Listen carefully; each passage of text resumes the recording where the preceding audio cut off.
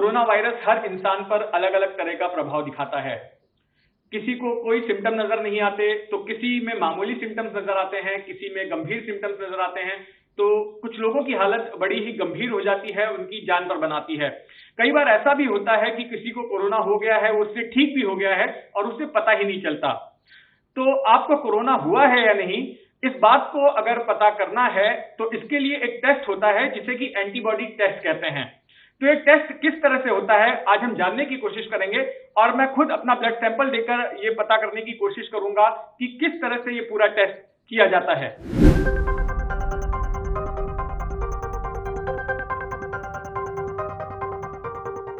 तो अब मैंने अपने खून का सैंपल दे दिया है और अब ये ब्लड सैंपल जो है जाएगा लैब में। तो आइए हम भी लैब में चलते हैं और जानने की कोशिश करते हैं कि किस तरह से पूरी प्रक्रिया होती है और किस तरह से ये पूरा एंटीबॉडी टेस्ट कंडक्ट किया जाता है।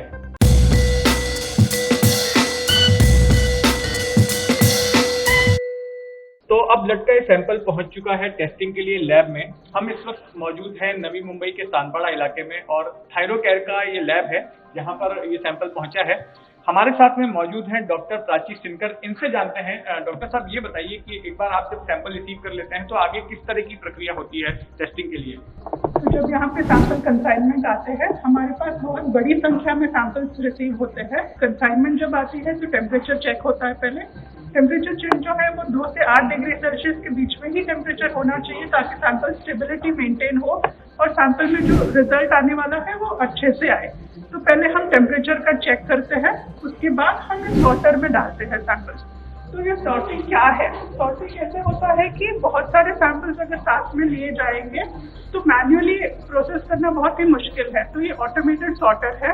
जैसे हमारे पास 4 स्पान सॉर्टर है जो प्रति घंटे 2000 सैंपल तक सॉर्ट कर सकते हैं।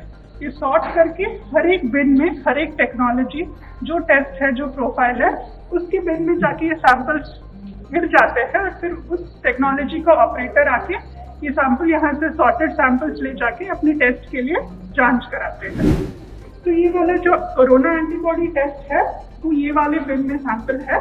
तो यहाँ पे आके टेक्नीशियन सैंपल ले जाएंगे और फिर सैंपल एनालाइजर में डाल के प्रोसेसिंग चालू करेंगे।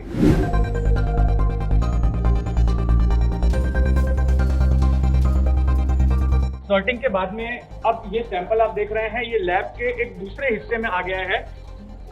मैडम ये बताइए कि लैब का ये हिस्सा क्या कहलाता है और यहाँ पर क्या होगा? तो पहले हमने जान चुके हैं कि वो प्री एनालिटिकल सेक्शन था जहाँ पे पूरा सैंपल सॉर्ट हुआ, कौन से टेस्ट के लिए सैंपल आया गया है वो देखा गया। ये वाला जो हिस्सा है वो एनालिटिकल सेक्शन है।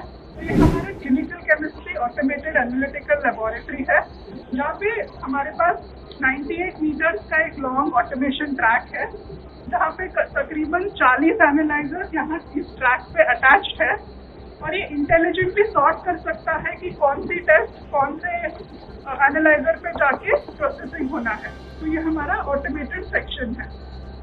यहाँ से हम राइट की तरफ जाएंगे तो हमारा कोविड एंटीबॉडी टेस्ट वहाँ पे होता है। ये एंटीबॉडी टेस्ट हम क्लिया टेक्नोलॉजी से करते हैं।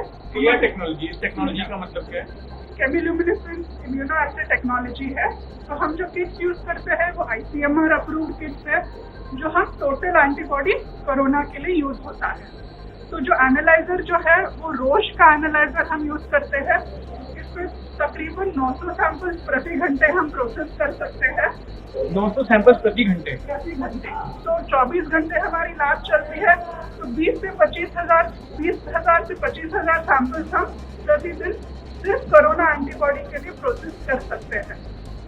तो अब हम इस लैब के उस हिस्से में आ गए हैं जहां पर कोरोना एंटीबॉडी का टेस्ट किया जाता है और जैसा कि अभी डॉक्टर साहब ने बताया कि रोज बड़ी तादाद में, क्योंकि दिन रात ये लैब काम करते हैं और बड़ी तादाद में यहाँ पर टेस्ट किए जाते हैं। क्या आप हमें किसी मशीन के पास ले जा सकेंगे और बताएंगे कि किस तरह से टेस्ट होता है? तो ये हमारा फुली ऑटोमेटेड मशीन है जहाँ पे कोविड एंटीबॉडी टेस्ट होता है। तो ये जो सैंपल्स आए हैं वो हम अभी प्रोसेसिंग करके आपको पूरा बताएंगे।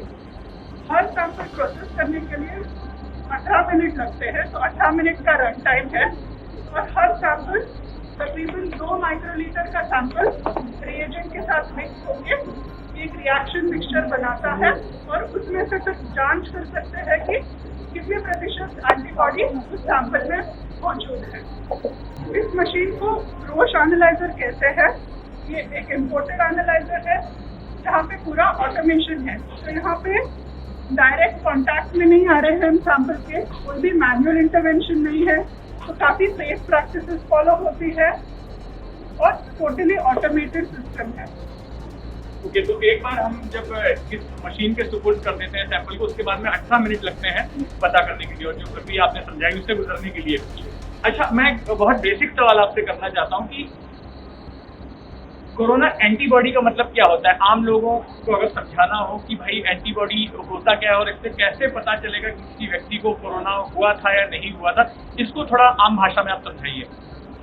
जो एंटीबॉडी है वो खून में प्रोड्यूस होते हैं, बॉडी से ही प्रोड्यूस होता है एंटीबॉडी, और तकरीबन 14 से 15 दिन लगते हैं एंटीबॉडी प्रोडक्शन के लिए after exposure to the corona virus.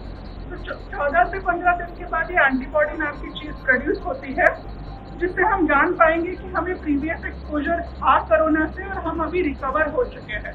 तो यहाँ पे जो पॉजिटिव है सैंपल, उससे ये पता चलेगा कि आपको एक्सपोजर था कोरोना से और आपकी बॉडी ने एंटीबॉडी प्रोड्यूस की, आपकी इम्यूनिटी अच्छी है और अभी आप सेफ हो। वैसे ही नेगेटिव सैंपल से ये पता चलता है कि आपको एक्सपोजर नहीं था या एक्सपोजर था पर आपकी बॉडी ने एंटीबॉडी प्रोड्यूस न कर पाए। तो जो पॉजिटिव सैंपल है उससे हम ये भी कर सकते हैं कि प्लाज्मा डोनर के लिए हम ये सैंपल यूज कर सकते हैं। मतलब किसी पेशेंट में बहुत ज़्यादा संख्या से एंटीबॉडी प्रोडक्शन है तो ये आदमी एक प्लाज्मा डोनर भी बन सकता है। अच्छा, ये बताइए कि कोरोना ग्रस्त व्यक्ति के शरीर में एंटीबॉडी क्या भूमिका निभाता है? ये एक सॉर्ट ऑफ प्रोटेक्शन है। अपनी बॉडी अपने आप से फाइट कर रही है और बता रही है कि हम कोरोना से फाइट कर रहे हैं।